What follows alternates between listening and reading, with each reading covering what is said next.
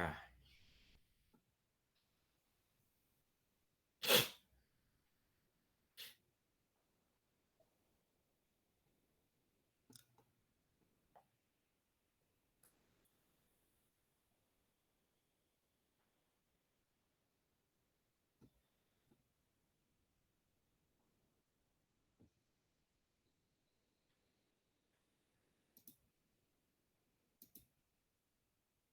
David de Saúl Santos. Bueno, ok, listos. Si me da algo mocoso es porque estoy un poco mocoso. Famoso clima húmedo. ¿Qué iba a decirle? Hey, ¿alguien sabe sobre este muchacho Carlos Daniel?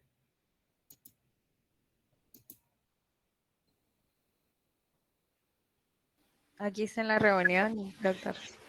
¿Estás ahí con teléfono? Carlos Daniel. Ah, sí, ahí estás. Bye. Estás, ¿cómo te está yendo, Daniel? Con tu, con tu horario ahí.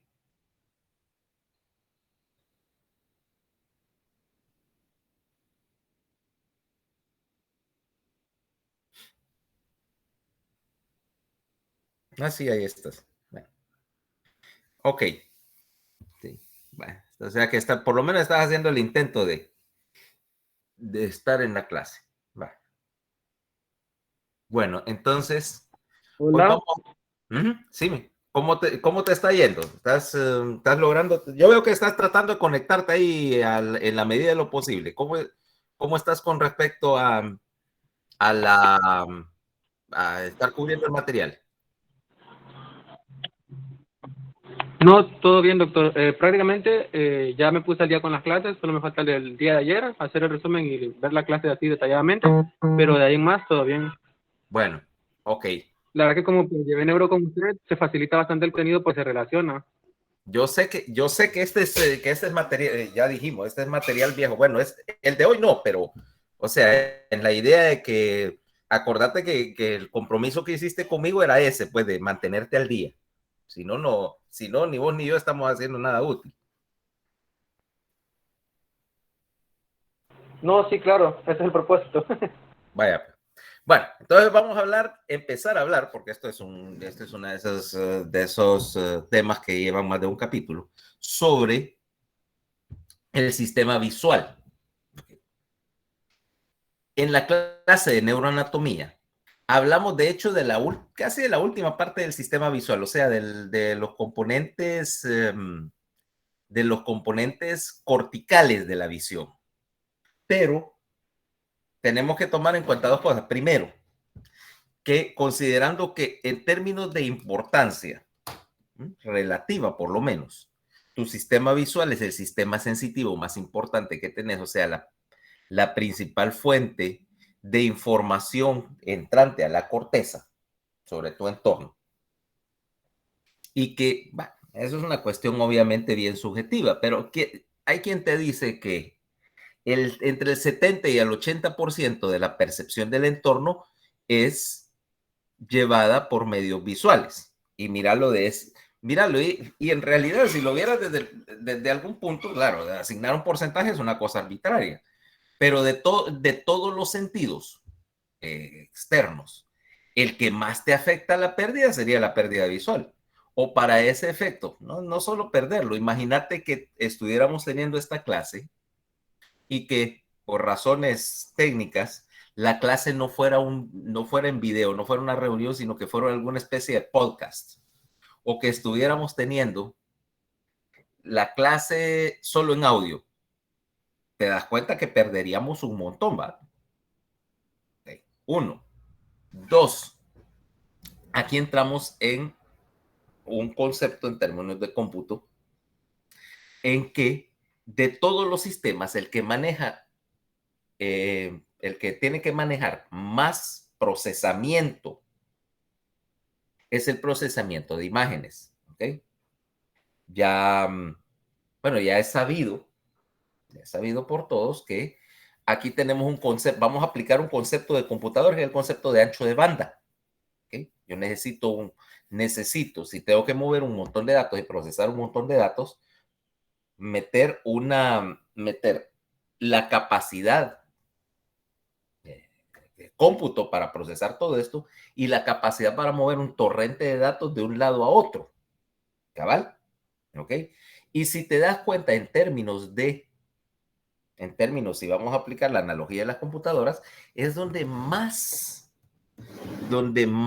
desarrollo hay que hacer. Mira, por ejemplo, para procesar imágenes, en el sentido de generación de imágenes. Es lo opuesto, pero se aplica. Mira, por ejemplo, todo el mundo está entendido con un concepto de las tarjetas gráficas, ¿va? ¿Cómo es? El nuevo bien supercodiciado en esta época. Si sos de los que se meten a videojuegos, sabes que ahorita las tarjetas gráficas están escasas y que la gente se agarra por ellas, ¿va? Y dos, mira lo que sucede cuando querés procesar visión artificialmente, o sea, de todas las cosas que puede hacer tu computadora promedio. Fíjate, por ejemplo, el procesamiento de audio es razonablemente simple en comparación y ya es una cuestión más o menos madura. O sea, yo ya puedo dictarle a la computadora o al teléfono y razonablemente está bien procesado. ¿Va? Si yo le pregunto alguna babosada a Alexa o a Siri o a cualquiera de esas cosas, normalmente funciona bien. Pero el procesamiento visual es muy malo todavía. Si te das cuenta, todavía no puedes confiablemente agarrar un teléfono, apuntar la cámara a algo y preguntarle al teléfono qué es lo que ves en la cámara.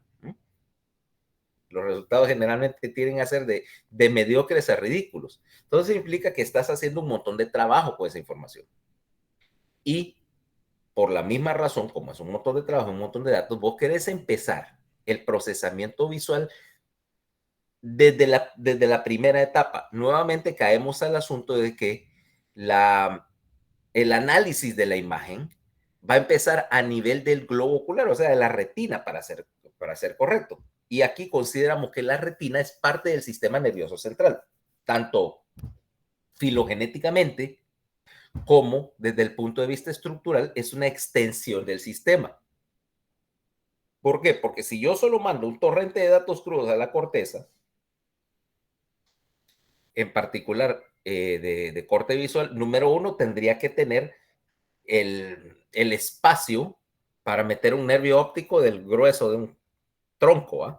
Y dos, el espacio en la corteza para hacer todo el trabajo de filtrar, procesar, descartar y hacer todo eso, y hacer toda esa clase de manipulación de la información visual, y no hay corteza donde quepa, a menos que querrás tener un lóbulo occipital del tamaño de una sandía.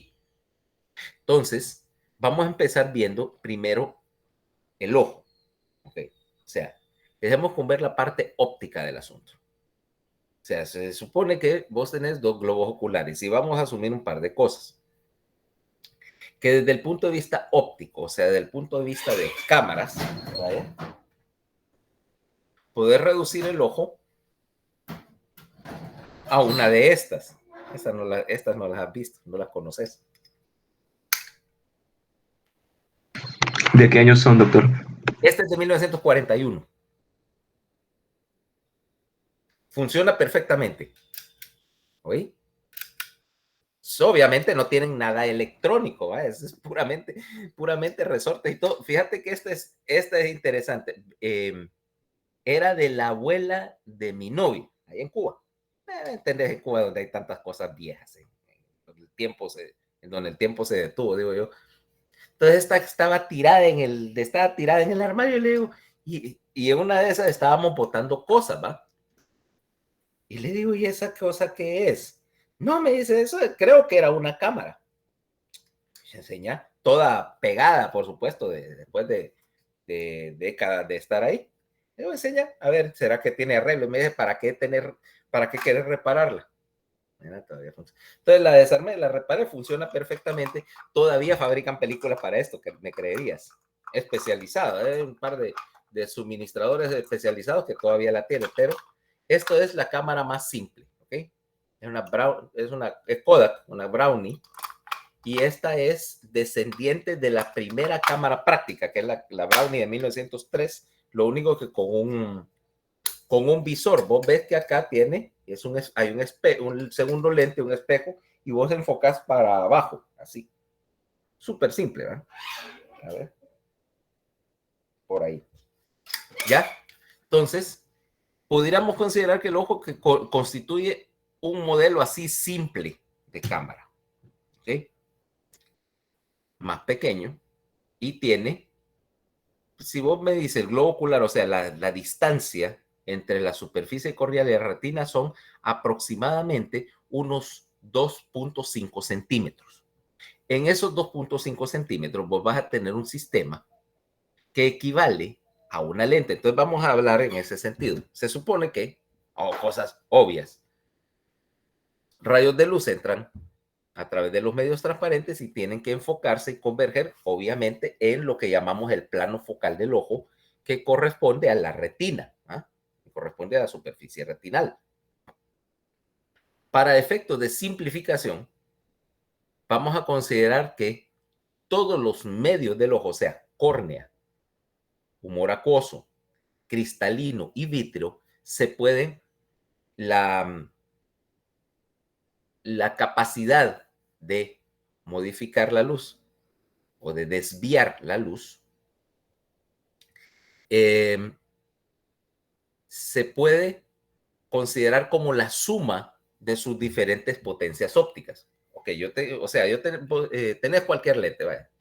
O una lupa, y tiene una potencia óptica, o sea, la capacidad de converger o diverger la luz. Y esa potencia la vamos a expresar en términos de dioptrías. Una lente de una dioptría tiene una distancia focal de 1 metro, para todo efecto práctico. ¿Okay? Una lente de 2 dioptrías reduce la distancia focal a 50 centímetros y así sucesivamente. Me hablan, en este caso, y puede ser, por supuesto, dioptrías positivas o negativas, dependiendo de que si es divergente o convergente la dirección de los rayos de luz cuando se refractan por la lente. Aquí vamos a hablar que todo el sistema trabaja obviamente con dioptrías positivas, porque querés acortar la distancia focal. Entonces, la potencia de un lente no solo depende de la curvatura, depende del material de que está hecho. ¿Okay? Entonces, porque cada material, y creo que esto no sé si lo cubren en biofísica, ya no me acuerdo. Cada material específico tiene lo que se llama un índice de refracción, tomando como unidad, como 1.0, el aire, y de ahí, mientras más denso es el material ópticamente, más desvía la luz. Entonces, cada material, vamos a poner ya el compartidor de pantallas, cada material tiene como decíamos, su índice de refracción, y aquí tenemos, está compartida la imagen, ¿no? Sí, doctor. Sí. Ok. Entonces, espera, ¿qué hice? Espera. Momento, corrí a la página equivocada. ¿Por qué? No sé. Espérate. Perdón por lo hecho. No sé qué estaba haciendo acá.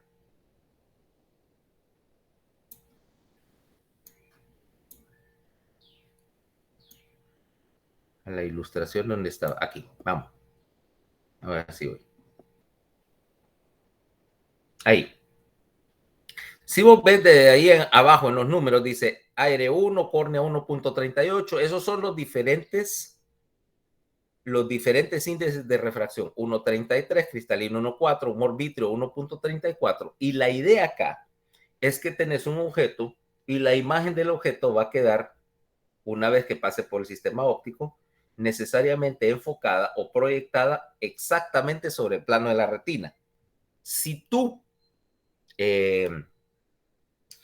imagen no quedara proyectada exactamente en ese plano, obviamente va a estar fuera de foco.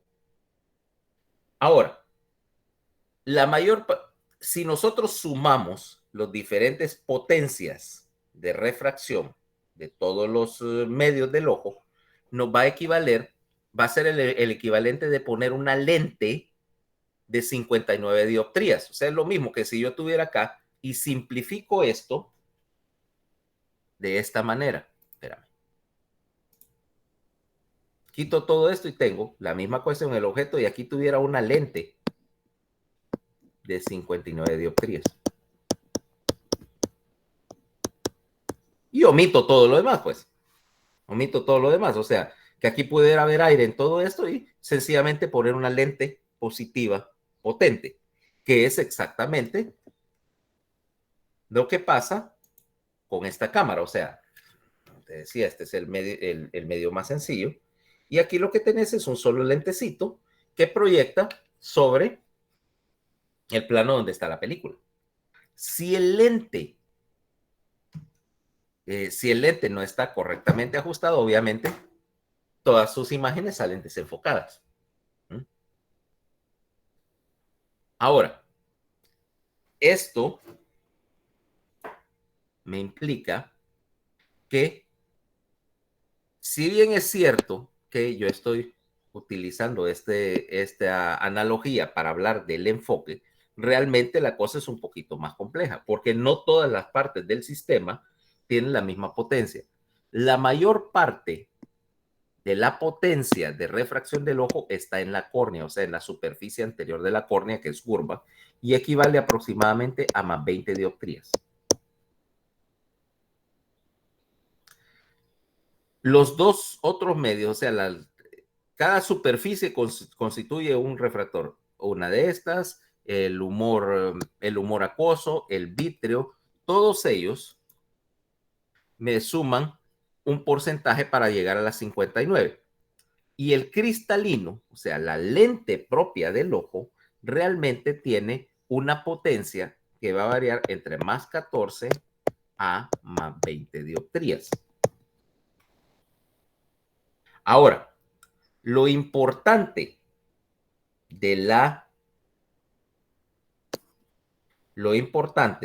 de ese cristalino es precisamente que su potencia puede ser variable, o sea, yo lo puedo utilizar como un mecanismo de enfoque. Ahí es donde está la diferencia con esto o con la camarita que tenés que tenés ahí sobre tu laptop o sobre tu teléfono, que estas son una cámara de enfoque fijo, ¿va?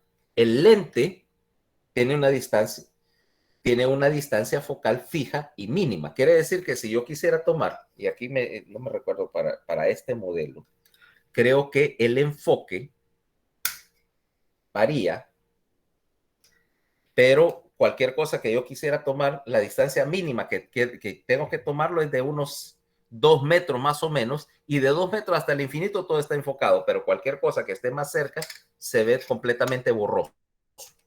Se me escapa el detalle, tengo años de no buscar película para ello. Blanco y negro, por supuesto, ¿eh? Es de la época en que el mundo era en blanco y negro.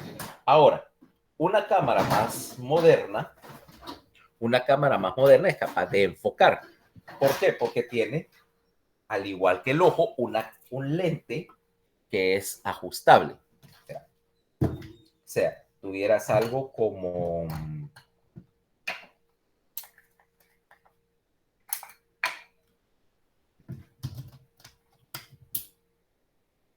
esta, por ejemplo, un poquito más moderna. No tiene batería. Un poquito más moderna. Y sí, si me preguntas que por qué tengo un montón de chunches de estos, es porque cuando tenía 15 o 16 años me encantaba la fotografía. ¿Okay? No soy muy bueno, pero sí tengo todavía hay cámaras, todas funcionan, vaya. Por si alguien me pregunta que si tengo trasto y no, todo funciona aquí en la oficina. Ahora, esta es de 1985, ¿ok? A que veas, ha andado por ahí rebotando en 40 años y todavía funcionan bien. Cuando hacían las cosas para que aguantaran. ¿Okay? Entonces, ¿cuál es la diferencia con esta cámara? Que, bueno, ya sabes, tiene un lente que, bueno, ahí se puede ver. Puedes enfocarlo. Y su distancia mínima de enfoque es unos 50 centímetros. O sea que aquí yo ya pudiera tomar una foto de la pantalla y saldría enfocada. Si ya me acerco ahí ya no puedo. Pero más o menos ahí está la distancia focal mínima. Y está toda sucia, por cierto, la pantalla, el enfoque. Vale.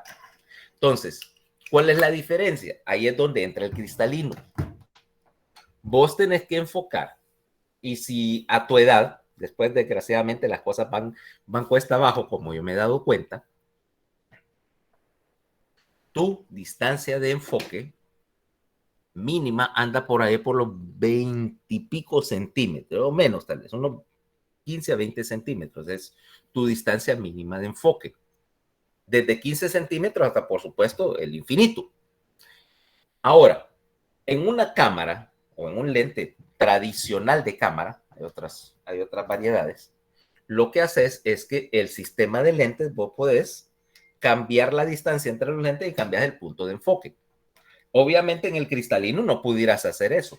Lo que haces es que, como la potencia de refracción de la lente depende de la curvatura de la lente, entonces lo que haces es cambiar precisamente eso. El cristalino es flexible y está movido está suspendido el ligamento ciliar y tiene dos músculos. Primero es el músculo ciliar, ¿ok? Y dos es el músculo del cristalino. El músculo ciliar, al contraerse, modifica un poco, relaja la lente, y el cristalino, una vez que se relaja, se aplana, ¿ok? Se aplana. Un lente más plano implica más, o más bien menos potencia positiva, y por lo tanto, al disminuir la potencia de enfoque, la longitud del foco aumenta y por lo tanto puedes enfocar objetos lejanos. El otro músculo, el músculo del cristalino, lo que hace es lo contrario, aumenta la curvatura de la lente y entonces aumenta la potencia de refracción y por lo tanto te trae el enfoque hacia objetos cercanos, ¿ok? O sea que aquí lo que tenés es una lente de potencia, cuya potencia de difracción es variable, primero, y dos, primero su potencia de refracción es variable, y dos, está controlada. O sea que el cristalino no es el lente más potente, pero es el único lente en el sistema que tiene ajuste. Ahora vos ya puedes controlar el ajuste. Ahora, ¿cómo vas a controlarlo? Bueno, aquí es donde tenés dos mecanismos mediados autonómicamente. Y si decís autonómicamente, eso implica que están fuera del control de la conciencia, porque, entre otras cosas, son automáticos. Cuando vos tenés una imagen que está fuera de foco, vamos a tener un sistema para el enfoque que depende de que la señal de la retina llegue al tálamo, ¿ok? Después vamos a hablar de las conexiones neurales, pero básicamente la señal visual de la retina llegó al tálamo. Para ser más específicos, ¿a dónde en el tálamo? Geniculado, el núcleo geniculado. Al núcleo geniculado lateral. Lateral, para ser más específicos. Ahora, en el núcleo geniculado lateral, parte de la circuitería me determina me determina si una imagen está en foco, porque la detección de líneas me va a abarcar. Por ejemplo, tengo algo fino, una línea fina, como una rayita de lápiz. Si el sistema de detección de líneas, que vamos a ver después, me lo marca como una sola fila de neuronas, implicando que está en foco, versus si es un área con un sector central bien enfocado y el resto fuera de foco, y es capaz de utilizar esa señal para enviarla al colículo superior. El colículo superior me va a detectar ese desenfoque y va a enviar una señal por el sistema del FLM, o sea, eso asumo que ya lo discutimos el semestre pasado. Sistema del FLM al complejo del núcleo oculomotor, y en el complejo del núcleo oculomotor, más específicamente al núcleo de Edinger-Westphal. En el núcleo de Edinger-Westphal me va a acomodar el cristalino o va a contraer el músculo cristalino, aumenta la potencia y me reenfoca hacia objetos cercanos. Si es lo contrario y está fuera de foco, en el sentido contrario, o sea que estás queriendo enfocar para cerca y el objeto está más lejano, también envía una señal a los núcleos de la formación reticular alrededor de la formación reticular alta en el mesencéfalo. Están los núcleos, está un área que envía señales a través de todo el sistema simpático al simpático cervical, del simpático cervical vía el ganglio cervical superior, las fibras que acordate se enrollan alrededor de la carótida y van a ir una de ellas hacia el cristalino para mover el músculo ciliar. O sea, es el mismo mecanismo, las mismas conexiones que me controlan el diámetro de la pupila, del cual hablaremos, también me controlan el enfoque. ¿Ok? Ahora, dice, yo empiezo a ajustar la potencia del cristalino hasta que encuentro el punto de enfoque, y cuando encuentro ese punto de enfoque, cuando la imagen está clara en la retina, esa señal inhibe, está enfocado, inhibo tanto el simpático como el parasimpático y bloqueo el cristalino en su posición de enfoque. Ahora, esto obviamente estoy constantemente cambiando el ajuste. Todo eso es muy bonito, excepto por un problema. Ahorita tenés 20 años, pero cuando tengas 50, estos son más o menos normales, pero bien pudiera usar de esos anteojitos así, que son medio anteojitos para mirarte así desde arriba. Porque ese cristalino, las fibras de la proteína del cristalino se van endureciendo con el tiempo. Y pasado más o menos los 40 años, vos te haces presbiópico, o sea, desarrollas algo llamado presbicia. Básicamente, tu cristalino se entiesa de viejo. Y cuando se entiesa, el problema es que ya no puede aumentar su curvatura, ya no puede enfocar de cerca tan bien como lo hacía antes. Resultado, vas a necesitar algo que aumente la potencia de refracción, que aumente las dioptrías, y entonces pones una lente positiva adelante. Le hace, voy a necesitar anteojos para leer. ¿Ok? Ahora, este principio es lo que te explica los errores básicos de refracción. Y vamos a considerar 3 errores básicos de refracción acá. La presbicia es un cuarto, pero bueno, o sea, lo hablamos. El primero es miopía. Ok.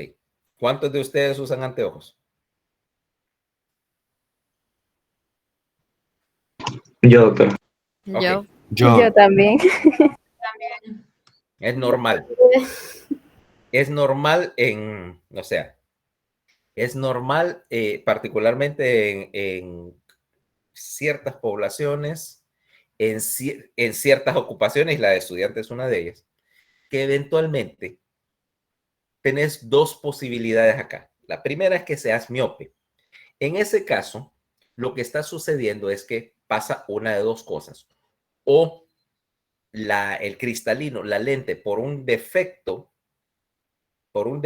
de genético, por así decirlo, genéticamente mediado, porque la miopía tiene un componente hereditario, o el globo ocular es más largo de lo que debía ser. Vamos a ver si lo tengo aquí.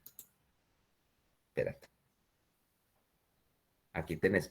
O el globo ocular acá es más largo de lo que debería de ser. Entonces, el punto de enfoque queda delante de la retina. Como el punto de enfoque no está en posición, entonces ves borroso. Si tenés una lente con muy poca potencia, un cristalino con muy poca potencia, va a suceder lo mismo. No hace suficiente refracción para enfocar en la retina. Tercera posibilidad es que tu córnea sea proporcionalmente plana, ¿va? Y sucede lo mismo, o sea, le estás restando, digo, miento, que el cristalino tiene una curva muy grande o la córnea también, y entonces le estás sumando potencia. Entonces, en un miope, si te dije que normalmente acá tenía, en una persona normal, la potencia era más 59, ¿va? Ponerle que esta persona es miope y su potencia es mayor, más 61, o un lente, o digo, un globo ocular muy grande. Resultado, tus imágenes están fuera de foco. ¿Cómo lo corregís? Como la, eh, como en la en cualquier cálculo de óptica, la potencia del sistema es la suma de todos los lentes que están en él, le meto un lente negativo. Vaya, por ejemplo, aquí le meto un lente de menos 2. 61 menos 2, 59 y todo, y otra vez volviste a ver bien. O sea, te ahorras la penosa necesidad de andar platicando animadamente con el oasis del agua purificada o saludar de besito a los postes de luz, ¿va? Ahora, veamos el contrario, la hipermetropía. En un paciente hipermétrope tengo dos posibilidades. Uno es lo contrario de la miopía, un lente que enfoca detrás de la retina, ya sea porque el globo ocular es más corto, más chato, o porque tu cristalino o tu córnea tienen muy poca potencia de refracción. Entonces, por ejemplo, tiene, vamos a ponerle que tiene más 54 de potencia de refracción y entonces el punto de enfoque se quedó fuera de la retina. ¿Qué haces acá para corregirlo? Súmale la potencia que hace falta. Le pongo un lente convexo, o sea, parecido, el que más conocen ustedes, que es un lente parecido a una lupa. Por ejemplo, aquí le sumo un lente de más 3. No, miento, más 5. Este sí está hipermétrope. 54 más 5, 59 y otra vez vuelve el enfoque. O sea, eso es lo que está haciendo tu oftalmólogo, tu optometrista cuando está, cuando está graduándote anteojos. O sea, viene y te pone aquella cosa en la cara y lo que está haciendo es que tiene un montón de lentes, ¿va? Y dice más 1, más 2, más 4, más 2.5. Entonces, te pone uno, corresponde a lo que él calcula que es tu defecto y dice, ok, ¿ya enfocas bien? No. ¿Y este? Me pone más. No, este tampoco. Y este, ok, ese está bueno. Y ahí es donde anota, en la receta para graduarte los anteojos. O sea, es un procedimiento así, matemáticamente, aritméticamente simple. Tiene sus detalles, supongo, pero esa es la idea básica. La tercera posibilidad es que tengas un astigmatismo. En un astigmatismo el problema es que vos asumís que en este caso todas las superficies son igualmente redondas, o sea que la córnea, en particular la córnea y el cristalino, tienen la misma curvatura, tanto verticalmente como horizontalmente. Pero ¿qué pasa si tenés más curvatura en un sentido vertical que en un sentido horizontal? Entonces, ese lente ya no va a ser un lente, de curvatura constante, ¿ok? Un lente de curvatura constante que aquí llamamos un lente esférico, sino que ahora tenés un lente que como tiene más curvatura en una de las dos direcciones que en la otra, en un plano que en el otro, ese lente se asemeja a un cilindro, entonces llamamos una aberración cilíndrica, ya. Entonces puede que, por ejemplo, los astigmatismos no solamente tienen un grado, sino que tienen una dirección. Entonces dicen, por ejemplo, tiene un astigmatismo y tiene más 2 dioptrías, tiene más curva en el sentido horizontal, entonces tiene más 2 a 0 grados. Hay una convención de oftalmología que dice que esto es 0 grados, 0, 90, 180, ¿ok? De 0 grados. Quiere decir que entonces yo lo tengo que corregir con una lente que corrige eso, una lente, entonces póngale una lente de -2 a 0 grados para que la suma de todo quede igual. Mientras que las líneas verticales que no tienen aberración, están enfocadas. Entonces, en el astigmatismo, lo que tenés es que vas a ver, por ejemplo, cuando te hacen un examen de la vista, ¿quién es astigmático aquí? Aparte de mí. Yo. Yo Ok. también. Te vas a dar cuenta, por ejemplo, te vas a dar cuenta, por ejemplo, que si te quitas los anteojos, por ejemplo, tenés algo que es una cuadrícula y las líneas verticales están bien enfocadas, mientras que las líneas horizontales son borrosas, o sea que no está desenfocado parejo. Pues tenés que corregir el desenfoque en el plano en que ocurrió, o sea que la lente es necesariamente cilíndrica, ¿ok? La lente entonces dicen, tiene una aberración cilíndrica y se hace una corrección cilíndrica. Hay unos truquitos en el cual vos puedes usar un lente esférico para corregir una distorsión cilíndrica, pero ese es otro rollo que ya se escapa de lo que queremos tratar acá. Ya es problema del optometrista, ¿va? O del oftalmólogo, del especialista en oftalmología, con cuánto sumarle y cuánto quitarle, ¿va? Pero me entiendes la idea básica. Ahora, el tercer punto en el ojo es que vos necesitas tener control de la cantidad de luz que entra. Y aquí tenés dos posibilidades. Una que obviamente es una condición de poca intensidad de luz. Y por supuesto necesitas dejar entrar la máxima cantidad de luz posible. O sea, tenés que dilatar la pupila.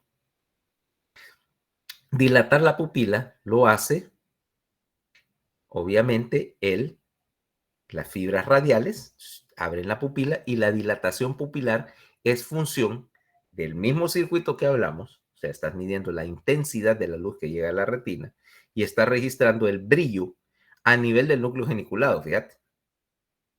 Ayudado en parte con información que viene de la corteza. Si la imagen está muy oscura, el complejo del óculo motor y el colículo superior envían una señal a través del simpático para las fibras dilatadoras pupilares y abrir la pupila.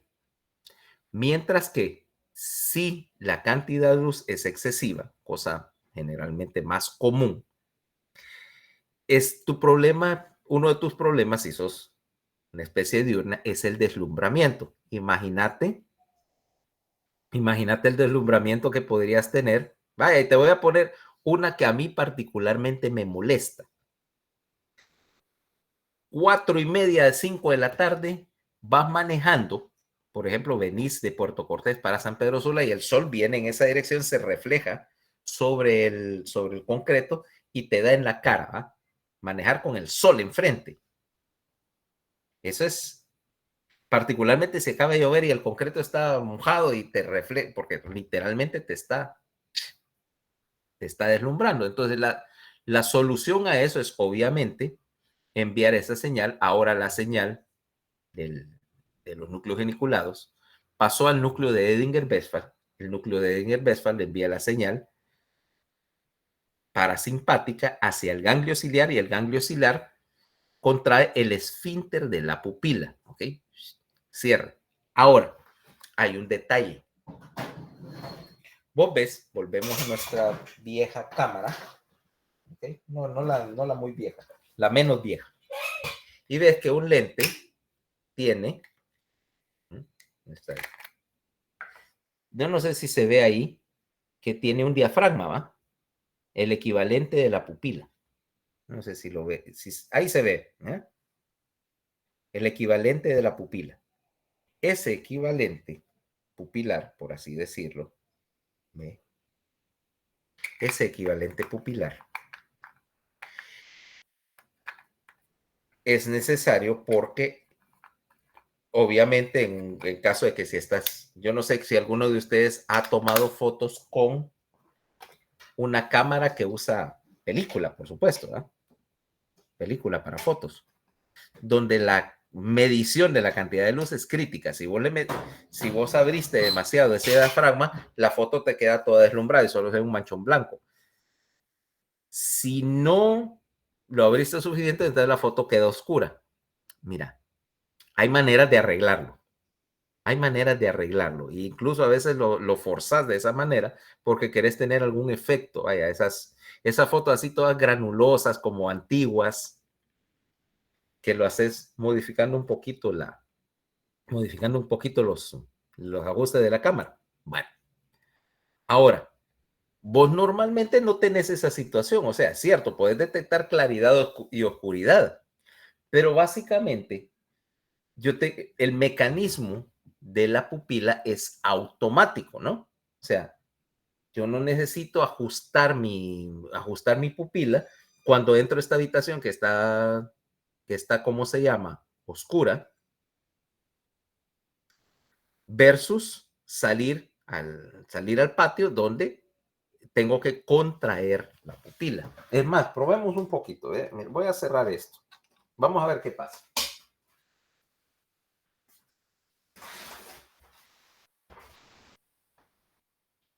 Ahí oscurecí la habitación y para la cámara te das cuenta que inmediatamente las cosas empiezan a verse raras. Ves que la imagen que está poniendo la cámara aquí de la webcam está toda granulosa porque la cámara estas cámaras obviamente no tienen ningún tipo de diafragma, entonces tienen que trabajar con la luz que hay disponible y si yo lo oscurezco más la habitación, deja de verse nada, ¿va?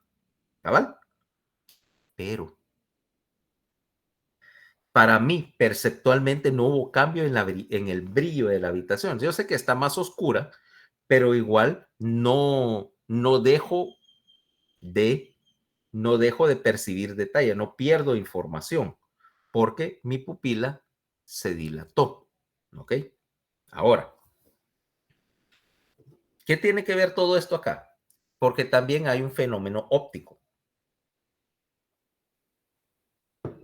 Cuando yo enfoco para objetos lejanos,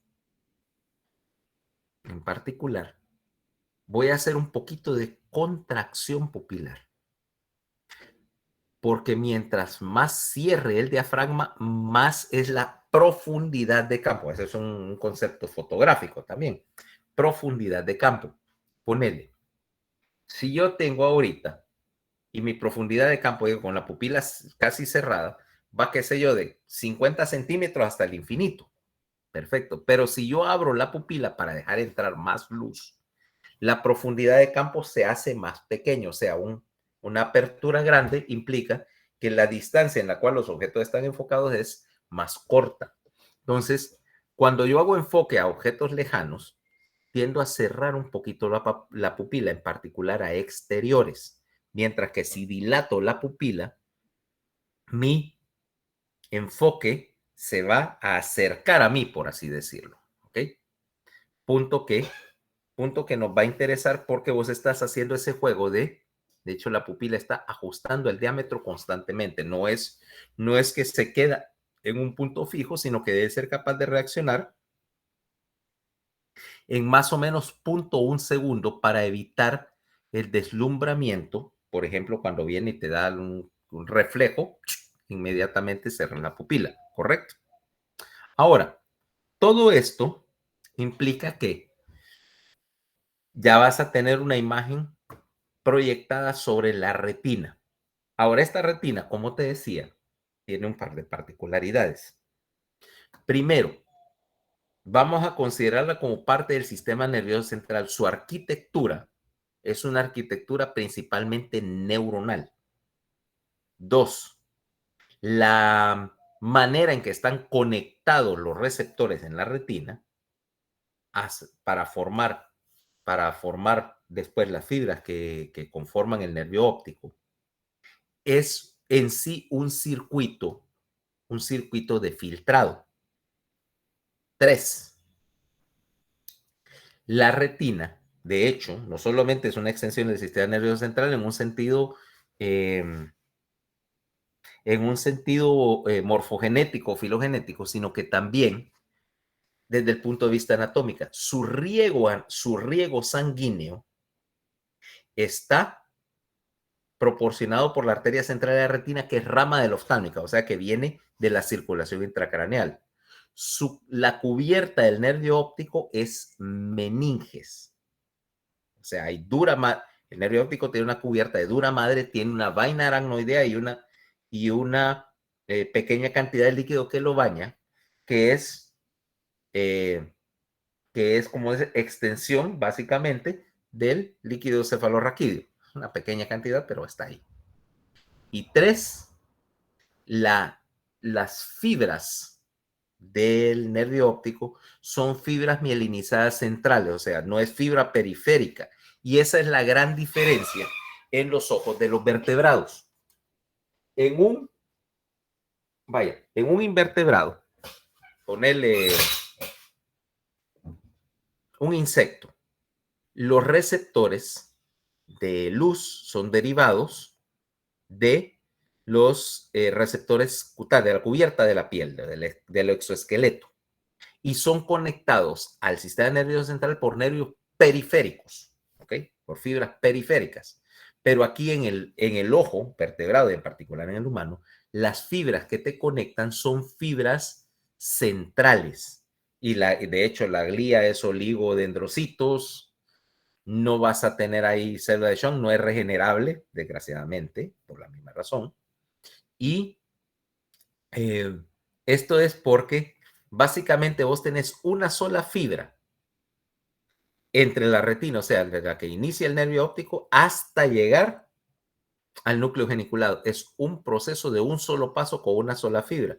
Razón, obviamente, aquí es la velocidad, porque tenemos otro punto. Aparte de que yo tengo que hacer filtrado, sin embargo, tengo que mantener una transmisión de datos a gran velocidad, porque entonces porque si no vas a entrar en un problema cuando tu transmisión visual de datos sea lenta.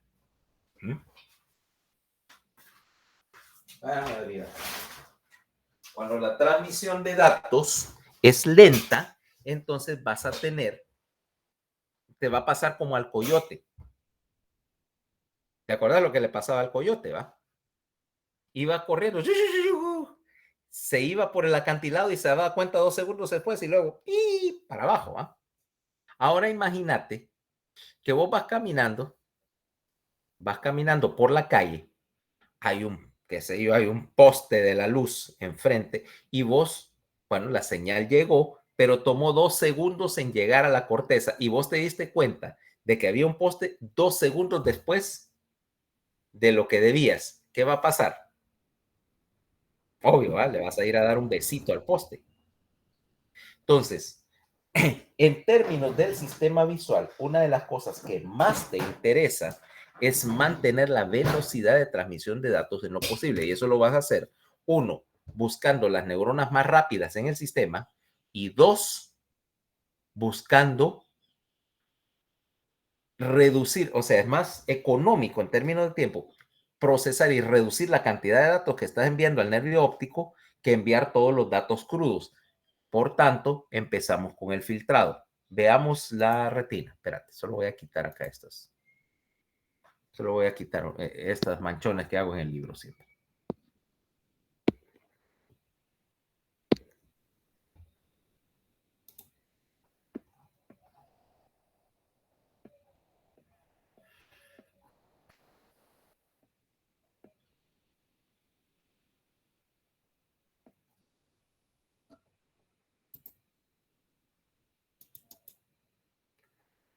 Esto es, no, esta es la mácula.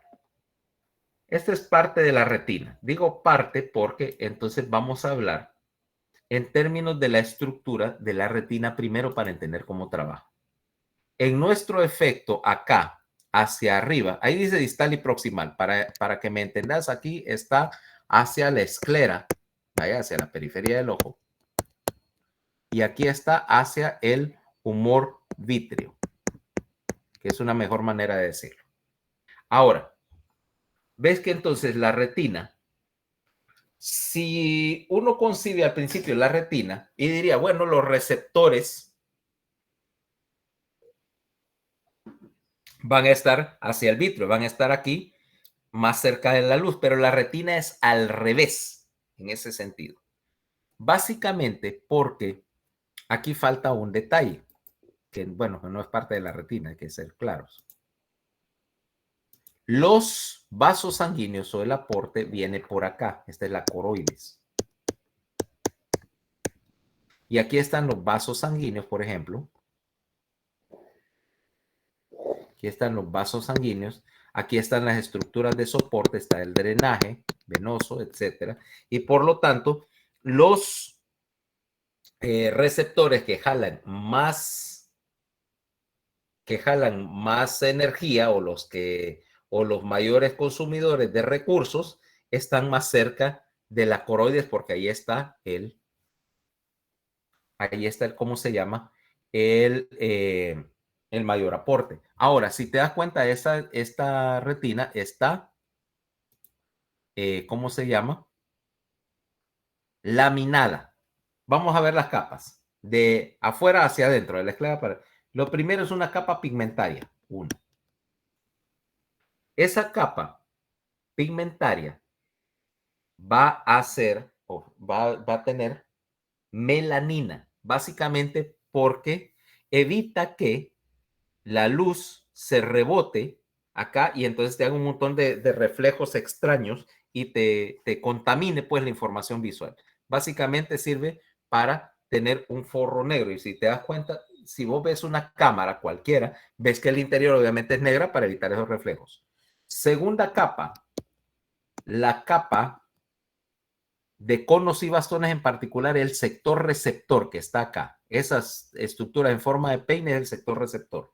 Tercero, la capa nuclear externa, que es donde están los núcleos de los conos y bastones. De allí tenés una capa donde hay muy pocas neuronas, en general hay más proyecciones, que es la capa plexiforme externa. Y en la capa plexiforme externa vas a tener esta célula, la célula horizontal de la retina, ¿ok? Fíjate que estas células horizontales están conectando varios conos a la vez, están sumando en particular, también lo hace, también hay para los bastones, pero aquí vamos a hacer con los conos. Ves que está sumando la señal de estos conos. Luego, estas células horizontales me van a formar lo que llamamos la vía lateral en la retina, o sea que tenés un montón de conexiones que son, por así decirlo, transversos, o sea, van de lado a lado, pero no salen de esa capa. Luego la siguiente, entonces, capa 4. La quinta capa es la célula, la capa nuclear interna, donde tenés en particular una población grande de estas células, una célula bipolar.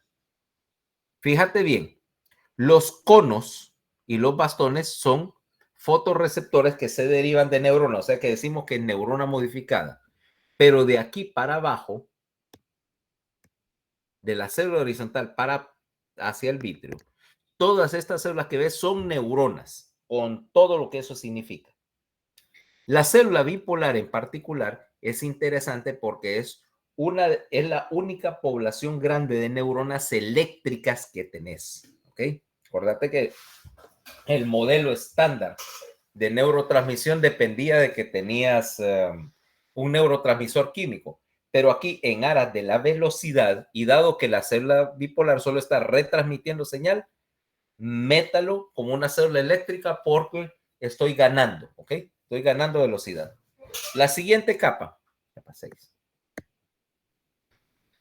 La capa plexiforme interna, en donde tengo las proyecciones, en particular de este grupo de neuronas que se llama una célula amacrina, ¿ok?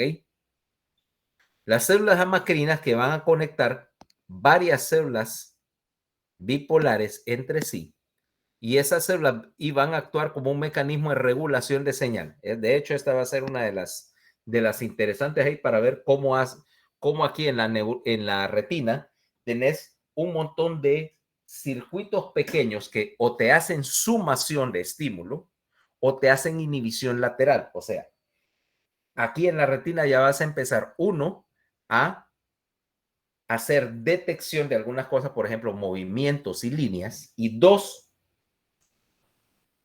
voy a hacer un montón de inhibición lateral, porque la inhibición lateral aquí es súper importante para refinar, para afinar la señal, ¿ok? Para hacer que la imagen se vean nítidas. Luego, la séptima capa es la capa de células ganglionares, ¿ok? Y estas células ganglionares están recibiendo, mira, están recogiendo señal de las amacrinas y de las bipolares, ¿ok? Esta capa de células ganglionares, los axones de la célula ganglionar van a formar el nervio óptico, o sea que estos axones van directo al cuerpo geniculado lateral. Mira, de aquí para allá es vía directa hacia el tálamo. Por último, tenés el estrato óptico, acá, protegiendo todo, y una membrana, la membrana limitante interna, que te forma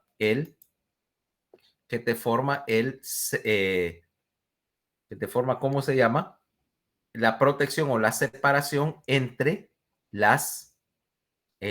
entre la retina y el vítreo. O sea que aquí tengo una estructura laminada, 8, 9 capas.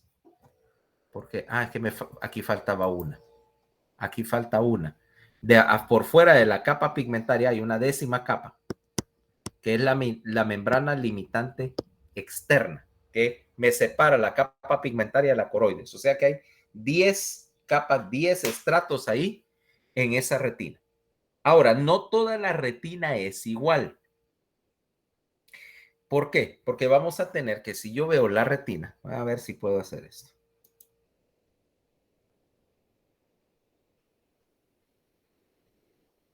Espérame, ya tenía el whiteboard, ya lo puse para New Upcoming. No, gracias. Ya sé lo que es el New Up. Ok, déjame ver. ¿Se ve la pizarra?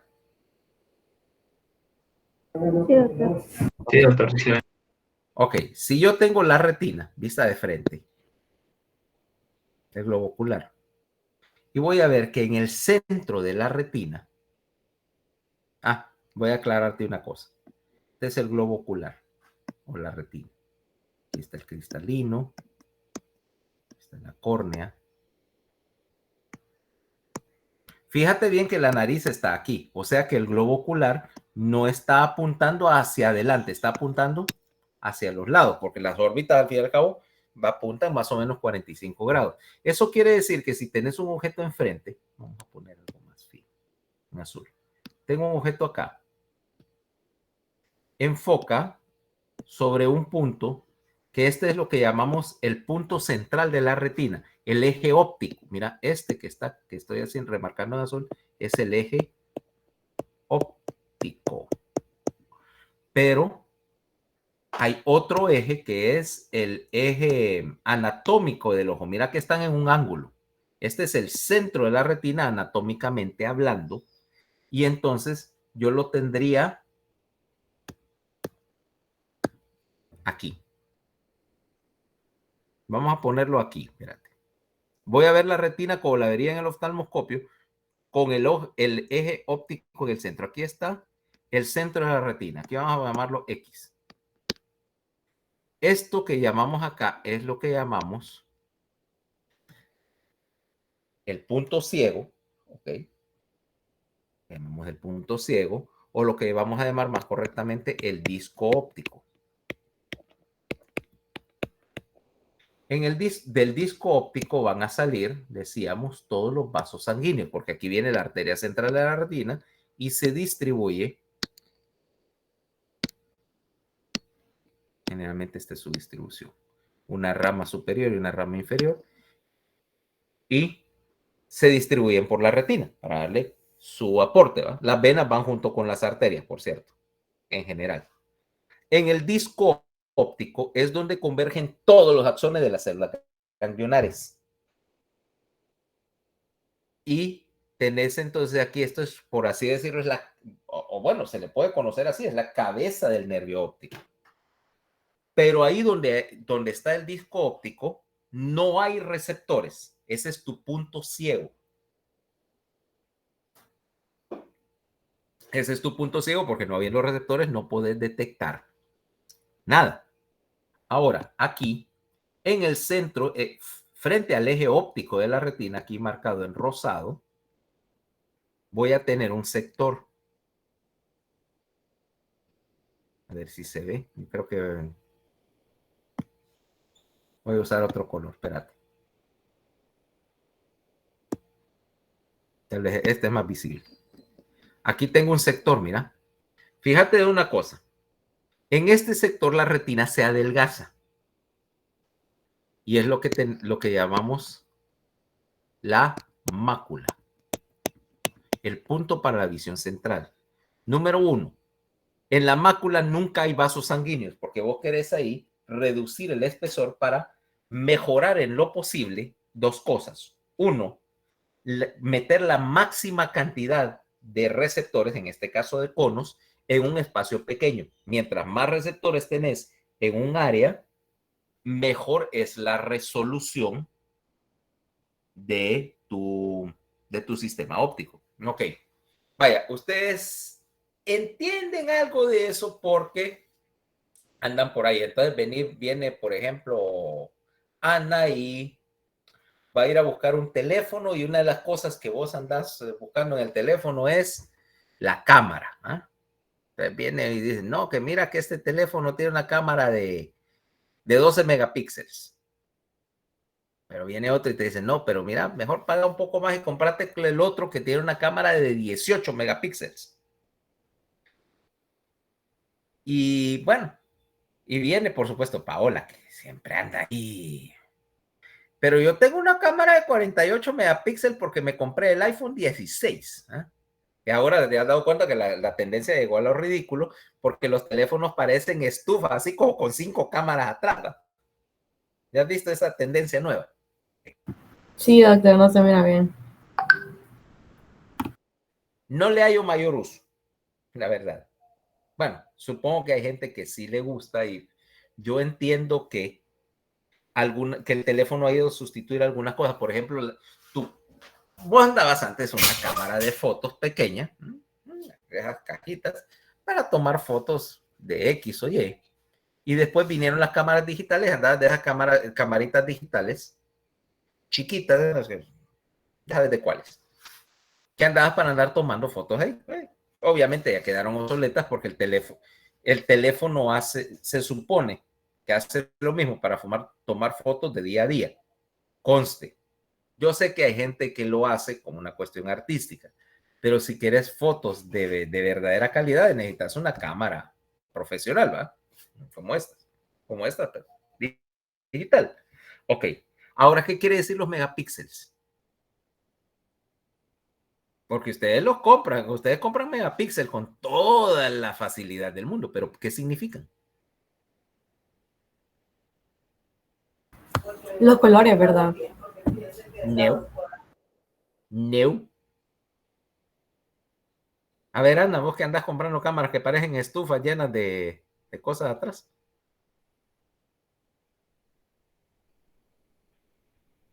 Es como la cantidad de cuadritos que tiene, que es para darle la resolución a la foto. Exactamente. Pongamos un teléfono cualquiera, vaya, y agarra la cámara. Entonces, adentro de eso hay un sensor, ¿va?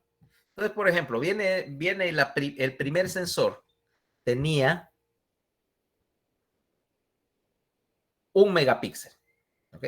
Bueno, no el primero, ya había de menos antes, tal vez.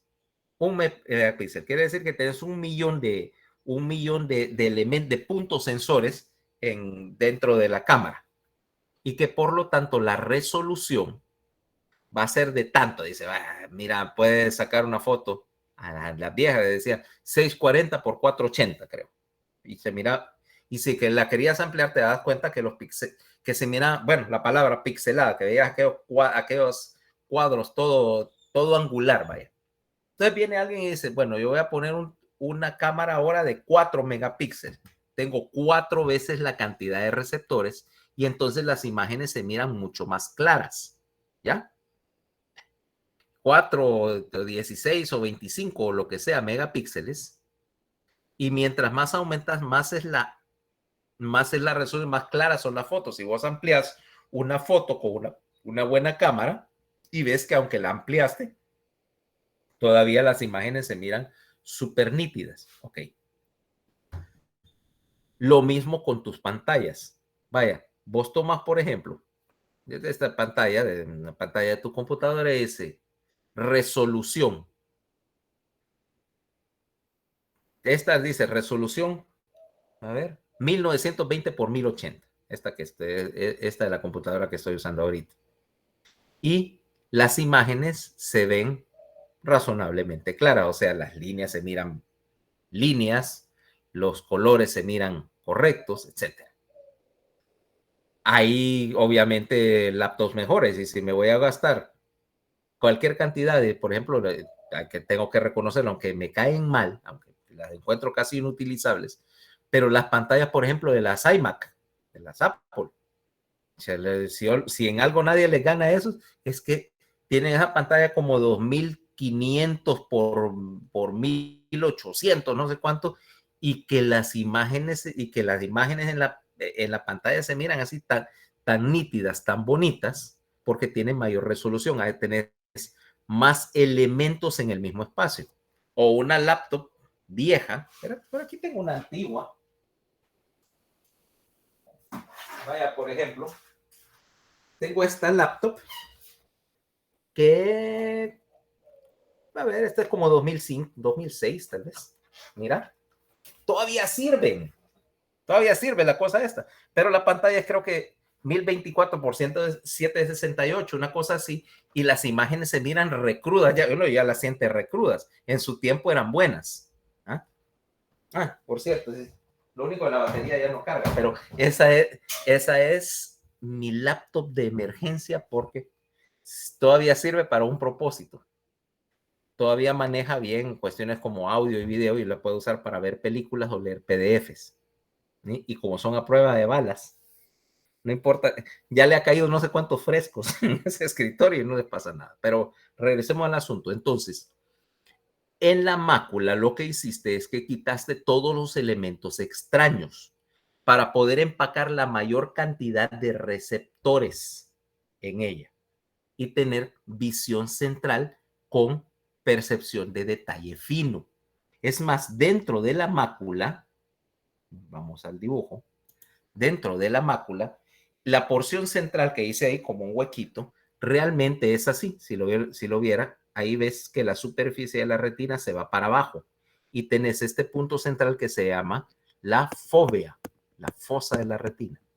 En la fóvea es donde tenés mayor cantidad de receptores y está justo frente al eje óptico. Aquí en la fóvea no hay vasos, ni siquiera hay otra cosa que la capa de los conos, ¿ok?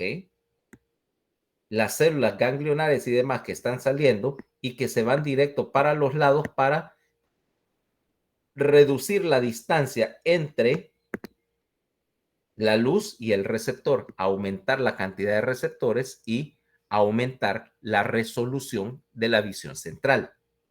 Por cierto, como veías que en el dibujo anterior tenías conos y bastones, en la fóvea no hay bastones, quiere decir que solamente tenés conos, tenés visión en color, pero necesita de una cantidad razonable de luz para poder trabajar. Ahora, en general, en el nervio óptico, mientras más te acercas a la periferia, digo, la retina, mientras más te acerques a la periferia, más vas a tener bastones. Quiere decir que en la retina periférica, vamos a ponerlo acá, voy a tratar de poner un gradiente. Mientras yo vaya acá, mira, mientras yo me aleje, voy a tener más bastones.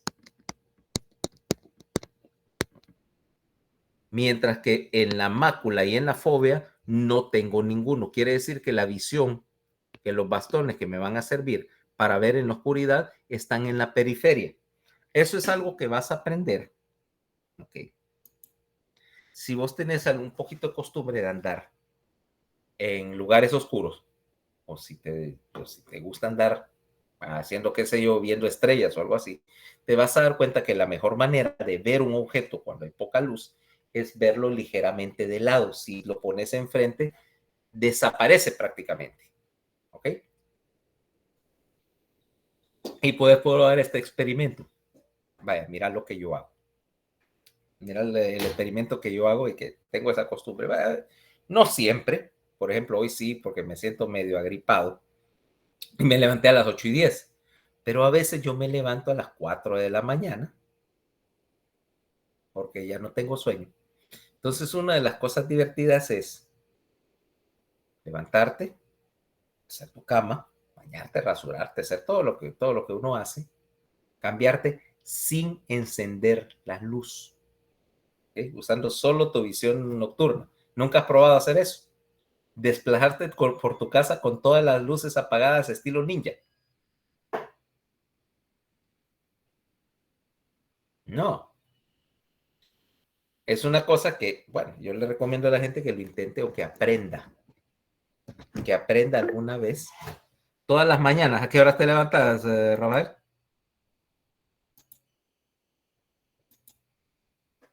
A las 4 o 5 tal vez. Bueno, no, yo le digo a todo el mundo que tiene que aprender el layout de la casa en oscuras, porque si hay una emergencia, ¿no? Y esto es una cosa real, no es una broma. Pone esta situación. Es de noche. Hay un incendio en tu casa. Y una de las primeras cosas que pasa cuando tenés un incendio razonablemente grande es que se puede haber ido la luz. 2, hay un montón de humo en la casa, entonces vos no ves, realmente no ves a dónde vas, solo ves sombras, solo ves tenés muy poca información visual y de alguna manera tenés que salir de tu casa. O 2, ponerle esta otra. Es rarísima, es aún más rara que la anterior. Hay un terremoto y la primera cosa que pasa en un terremoto es que se va la luz, por razones obvias, ¿no? Se va la luz y vos tenés que salir de tu casa sin luz. Y por supuesto tratar de sacar, qué sé yo, lo más básico, no sé, sacar la billetera y tal vez el teléfono para pedir ayuda, y tienes que hacerlo en oscuras. Entonces uno tiene que saber dónde están los muebles en la casa, no encontrárselos por la fuerza. ¿Okay? Entonces, yo obviamente lo hago más que nada por diversión, por decir, puedo entrar y salir de mi casa sin encender la luz y de preferencia sin hacer ruido, como dices, entrar y salir a lo ninja. Siempre útil, ¿verdad? ¿Qué tal si me quiero escapar? Nunca se sabe, ¿verdad? ¿Qué tal si me quiero escapar? Me quiero escapar a hacer alguna trastada antes de que todo el mundo se despierte. Bueno, entonces, la mejor manera de hacerlo es que yo voy a usar mi visión nocturna, pero voy a ver con la periferia, o sea, yo no veo nada de frente, estoy viendo algo con la esquina del ojo, porque ahí es donde tengo los receptores para poca condición de luz. Entonces, veamos ahora y caigamos en el asunto de los receptores. No, miento. Vamos a verlo mañana. Faltan 3 minutos para las 10 y yo me siento medio molido. Entonces, seguimos mañana con la estructura de la retina hasta el núcleo geniculado. ¿Ok? Gracias, doctor. Que tenga buen día. Ok, bye. Bueno, doctor. Okay.